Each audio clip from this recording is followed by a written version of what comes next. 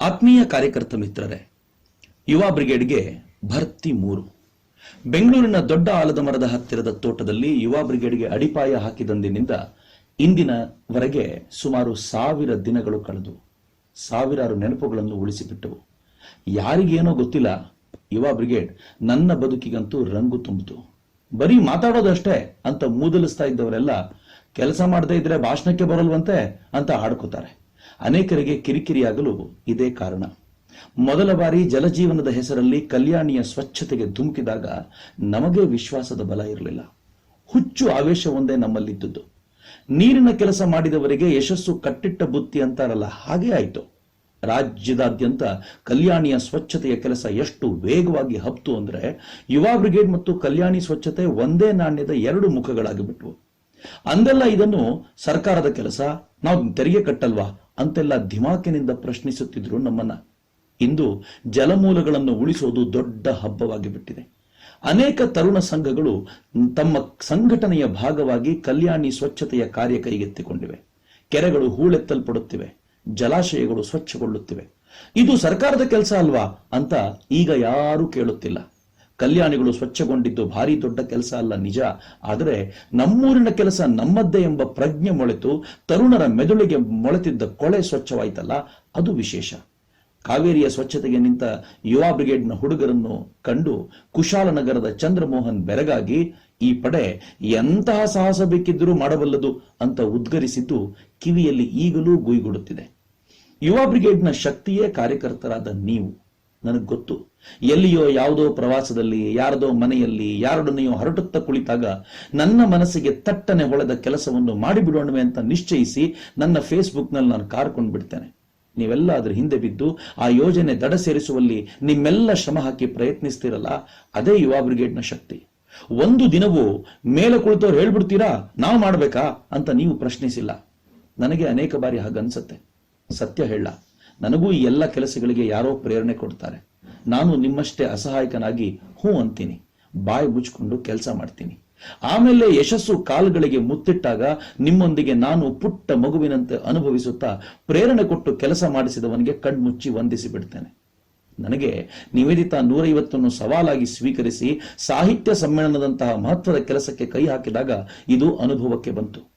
ಮಂಗಳೂರಿನ ಆ ಸಮ್ಮೇಳನ ಎಲ್ಲ ಪ್ರತಿಕೂಲ ಪರಿಸ್ಥಿತಿಯಲ್ಲೂ ಗೆಲುವು ಕಂಡಿತು. ಗೆಲುವು ಅಂದ್ರೆ ಎಂಥದ್ದು, ಭಾಗವಹಿಸಿದವರು ಇವತ್ತಿಗೂ ನೆನಪಿಸಿಕೊಂಡು ರೋಮಾಂಚಿತರಾಗುವಷ್ಟು. ನೆನಪಿರಲಿ, ಇಡೀ ದೇಶದಲ್ಲಿ ನಮ್ಮಷ್ಟು ಉತ್ಕಟವಾಗಿ ನಿವೇದಿತಾಳ 150ನೇ ಜಯಂತಿಯನ್ನು ಮೈಮೇಲೆಳೆದುಕೊಂಡು ಸಂಭ್ರಮಿಸಿದ ಸಂಘಟನೆಗಳು ಕೈ ಬೆರಳೆಣಿಕೆಯಷ್ಟಿರಬಹುದೇನು. ಆಕೆಯ ಹೆಸರಲ್ಲೇ ಕಟ್ಟಿದ ಸೋದರಿಯರ ಪ್ರತಿಷ್ಠಾನವಂತೂ ಈ ವರ್ಷ ಆವೇಶಕ್ಕೆ ಬಿದ್ದಂತೆ ದುಡಿಯಿತು. ಯಾದವಾಡ ಯರಗುದ್ರೆಯಲ್ಲಿ ನಡೆದ ಬೇಸಿಗೆ ಶಿಬಿರಗಳು, ಬೆಂಗಳೂರು ಮಂಗಳೂರುಗಳಲ್ಲಿ ನಡೆದ ಶಿಬಿರಗಳೆಲ್ಲ ನಿವೇದಿತಾ ಹೃದಯಕ್ಕೆ ಹತ್ತಿರವಾದ ಕಾರ್ಯಕ್ರಮಗಳು. ಈ ಹೆಣ್ಣು ಮಕ್ಕಳಲ್ಲಿ ವಿದ್ಯುತ್ ಸಂಚಾರವಾಗಲು ಅಕ್ಕನದ್ದೇ ಅವ್ಯಕ್ತ ಪ್ರೇರಣೆ ಇರಬೇಕೇನೋ. ನಾವು ಯಾವ ಅವಕಾಶವನ್ನು ಬಿಟ್ಟುಕೊಟ್ಟವರಲ್ಲ. ಪ್ರೇರಣೆ ಪಡೆಯಲೆಂದು ಶಿವಾಜಿಯ ಕೋಟೆಯತ್ತ ಯಾತ್ರೆ ಹೊರಟರೆ ಅಲ್ಲಿಂದ ಸ್ವಚ್ಛ ಸ್ಮಾರಕದ ಸಂಕಲ್ಪ ಮಾಡಿಕೊಂಡು ಬಂದೆವು. ರಾಜ್ಯಾದ್ಯಂತ ಅನೇಕ ಪ್ರಾಚೀನ ಸ್ಮಾರಕಗಳನ್ನು ಸ್ವಚ್ಛಗೊಳಿಸಿ ಸಮಾಜಕ್ಕೆ ಮತ್ತೆ ಪರಿಚಯಿಸಿದ್ವು. ನವೆಂಬರ್ ಬಂದಾಗ ಕೈಲಿ ಮೊಬೈಲ್ ಹಿಡ್ಕೊಂಡು ಕನ್ನಡವೇ ಸತ್ಯ ಟ್ವಿಟರ್ನಲ್ಲಿ ಟ್ರೆಂಡ್ ಆಗುವಂತೆ ನೋಡಿಕೊಂಡ್ವು. ಎಡಚರು ಬೀಫ್ ಫೆಸ್ಟ್ ಆಯೋಜಿಸಿದಾಗ ಅದಕ್ಕೆ ವಿರುದ್ಧವಾಗಿ ಬಿಲೀಫ್ ಫೆಸ್ಟ್ ಆಯೋಜಿಸಿ ಜನರ ನಡುವೆ ವಿಶ್ವಾಸದ ಬುಗ್ಗೆ ಚಿಮ್ಮಿಸಿದೆವು. ಅನುಮಾನವೇ ಇಲ್ಲ, ನಾವು ಹಿಡಿದ ಎಲ್ಲ ಕೆಲಸವನ್ನು ಸಮಾಜ ತಾನೇ ಮುಂದುವರಿಸಿಕೊಂಡು ಹೋಗ್ತಾ ಇದೆ. ಮೊದಲೆಲ್ಲ ಸೈನಿಕರ ಕಾರ್ಯಕ್ರಮಗಳನ್ನು ಮಾಡ್ತಾ ಇದ್ದಿದ್ದು ನಾವು ಮಾತ್ರ. ಕಾರ್ಗಿಲ್ ವಿಜಯೋತ್ಸವ, 1965ರ ಯುದ್ಧದ ಸ್ಮರಣೆ, ಯೋಧ ನಮನ ಇವೆಲ್ಲ ಊರೂರಲ್ಲೂ ಮಾಡ್ತಿದ್ವು. ಈಗ ಸಂತರ ಪಟ್ಟಾಭಿಷೇಕ ಮಹೋತ್ಸವಕ್ಕೂ ಸೈನಿಕರ ಸನ್ಮಾನ ನಡೆಯಲಾರಂಭಿಸಿದೆ. ಕಲ್ಯಾಣಿ ಕೆಲಸ ನಾವು ಕೈಗೆತ್ಕೊಂಡ್ವಿ, ಈಗ ಊರೂರಲ್ಲೂ ಈ ಕಾರ್ಯ ಭರದಿಂದ ಸಾಗಿದೆ. ನನ್ನ ಕನಸಿನ ಕರ್ನಾಟಕದ ಕಲ್ಪನೆ ಈಗ ಊರೂರಿಗೆ ಹಬ್ತಾ ಇದೆ. ಪೌರ ಕಾರ್ಮಿಕರಿಗೆ ಸನ್ಮಾನ ನಡೀತಾ ಇದೆ.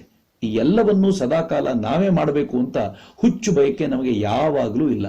ಸಂಘಟನೆಯ ಹಂಗೆ ಇಲ್ಲದೆ ಸಮಾಜದ ಕೆಲಸ ಮಾಡಬಲ್ಲ ತರುಣರು ನಿರ್ಮಾಣವಾದರೆ ನಾವು ಪಾರಾದಂತೆ. ಹಾಗೆ ಬಲವಾಗಿ ನಂಬಿಕೊಂಡಿದ್ದೀವಿ. ಈ ಕಾರಣಕ್ಕೆ ಸವಾಲುಗಳನ್ನು ಸ್ವೀಕರಿಸುವಾಗ ನಮ್ಮ ಛಾತಿ ಯಾವಾಗಲೂ ಮುಂದು. ಕನಕನಡಿಯ ದಿನಗಳನ್ನು ನೆನಪಿಸಿಕೊಂಡ್ರೆ ಈಗಲೂ ಒಮ್ಮೆ ಜೀವ ಝಲ್ ಅನ್ನತ್ತೆ. ಆವತ್ತು ದಲಿತರ ಪ್ರಾಮಾಣಿಕ ಹೋರಾಟವನ್ನು ಎಡಪಂಥೀಯರು ತಮ್ಮ ಲಾಭಕ್ಕೆ ಬಳಸಿಕೊಳ್ಳುತ್ತಿದ್ದಾರೆ ಅಂತ ಮೊದಲು ಗುರುತಿಸಿದ್ದೇ ಯುವ ಬ್ರಿಗೇಡ್. ನಾವು ಅದನ್ನು ತಡೆಯಲೆಂದು ನಿಂತೊಡನೆ ಅದೇ ದಲಿತರ ಹೆಗಲ ಮೇಲೆ ಕೋವಿ ಇಟ್ಟು ನಮ್ಮ ಮೇಲೆ ದಾಳಿ ನಡೆಸುವ ಪ್ರಯತ್ನ ಶುರುವಾದಾಗ ನಮಗೆಲ್ಲ ದಲಿತ ವಿರೋಧಿಯನ್ನು ಹಣಪಟ್ಟು ಸಿಕ್ಕಿತ್ತು. ಆ ಸವಾಲನ್ನು ಸ್ವೀಕರಿಸಿ ವಿರೋಧದ ಸಾಗರವನ್ನು ಈಜಿ ದಡ ಸೇರಿದ್ದು ಯುವ ಬ್ರಿಗೇಡ್ನ ಕಿರೀಟಕ್ಕೆ ಗರಿಯೇ. ಆಮೇಲೆ ನೋಡಿ, ಹಂತ ಹಂತವಾಗಿ ಎಡಪಂಥೀಯರ ಮುಖವಾಡ ಕಳಚಿ ಬಿತ್ತು.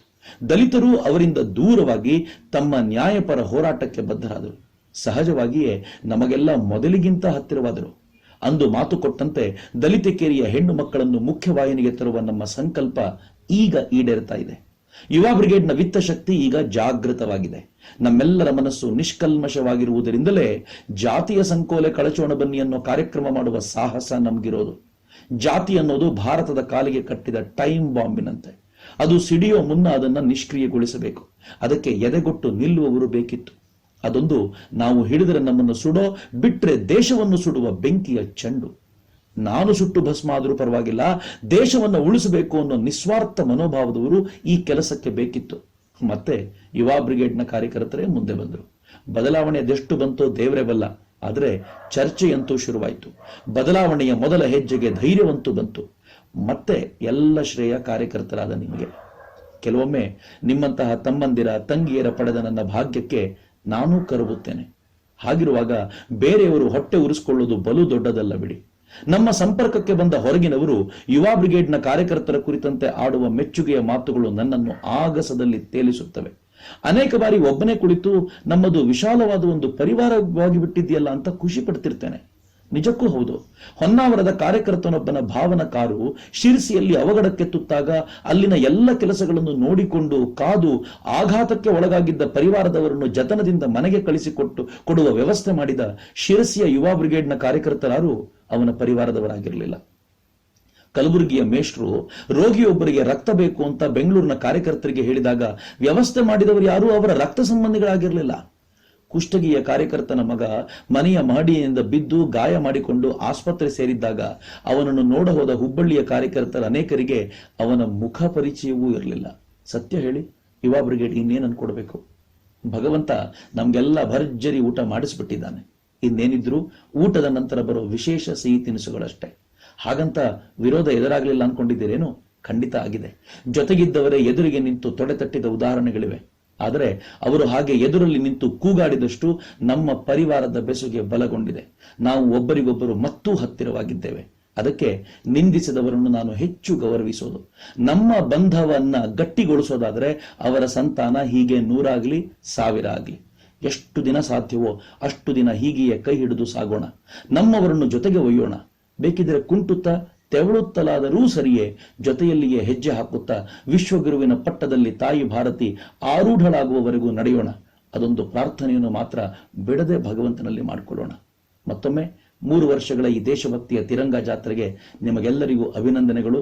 ಶುಭವಾಗಲಿ.